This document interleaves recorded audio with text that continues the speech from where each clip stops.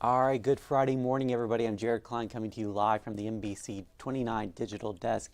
It is a wet one out there this morning, so make sure you grab your umbrella, your light jacket as you head out the door. Let's get started this morning with local headlines. The Albemarle County woman missing for 2 days is safe and sound this morning. Search teams located Gwen Baber and her dog Thursday afternoon. They were found not far from her home north of Free Union. Her disappearance sparked a massive search effort. No word on her condition. The National Park Service has designated 90 structures as potentially threatened by the Quaker Run fire in Madison County.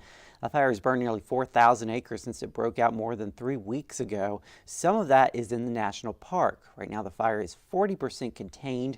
The Department of Forestry says more than 200 people are responding to the fire. That includes helicopter crews from the U.S. Forest Service and Virginia National Guard.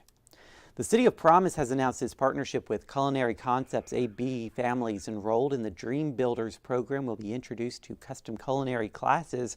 Culinary Concepts AB says the classes are meant to promote full family engagement. Families will also learn about different cooking techniques, sustainability, and budgeting.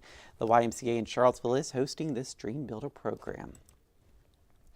And 3 reading interventionists at Monticello High School just received the Game Changer Award. It's for their work to improve students' reading and comprehension skills. Teachers say they are seeing an improvement, and the award goes to staff members who are removing barriers to education for students. And that kind of segues into our first trending story this morning. Yes, about homeschooling. It is, so if you look at this graph, it skyrocketed, of course, during the pandemic, 2019, 2020 school year, but it is considerably, it's the fastest growing form of education in the United States.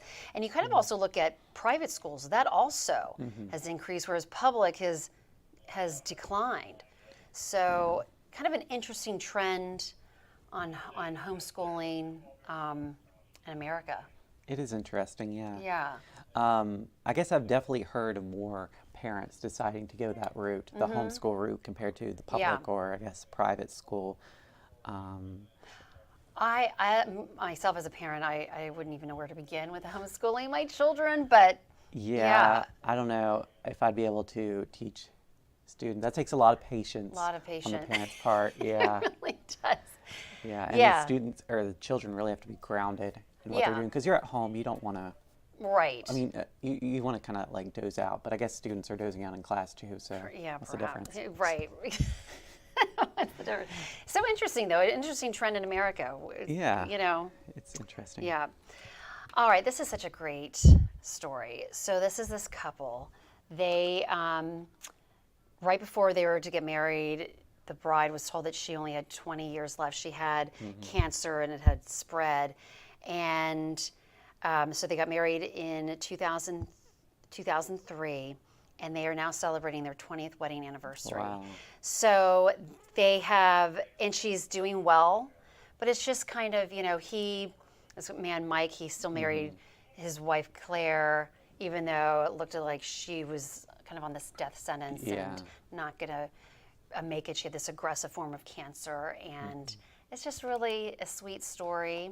Even though he knew the circumstances, whatever, you know, he was committed to her, and they are doing just fine. Yeah, that is a great story. 20 years later. Yeah. Wow. So she's defying the odds, and it's just a great love story, you know? Yeah. Yeah. Also, a story, never give up. Never give up. Even if they tell you, you know. Yeah, very true. Yeah. Very true. Okay, take a look at this. This is a deer that jumps, wait for it. Whoa!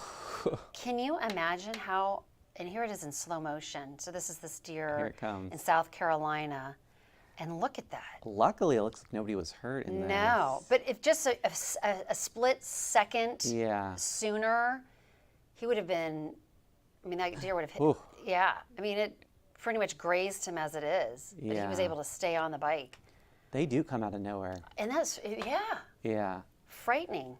But I mean, that could be potentially deadly, really. yeah. You know, with speed as a factor and getting hit, but close call there for those, that bicyclist. What I like is when I'm driving to work early in the morning, and I'll like slow down because I see a deer on the side of the road, and then they look at me and then walk out in front of my car. Yes. I'm like, what are you doing? What are What are you doing? Yeah. Yeah, so But, they can yeah, be that's- unpredictable. That's very scary. Yeah. All right, let's take a look at that 7-day forecast. Like I said, it is raining out there today, so make sure you grab a light jacket and an umbrella. We're expecting showers, not enough to end our drought by far, but definitely some much needed rain. And then it looks like we're going to stay cool into the weekend with highs around 60 Saturday and around 50 on Sunday. And then it looks like we're going to be in the lower 60s for our work week next week. I hope you guys have a great day out there, a great Friday, a great weekend. We'll see you again on NBC 29 News at noon.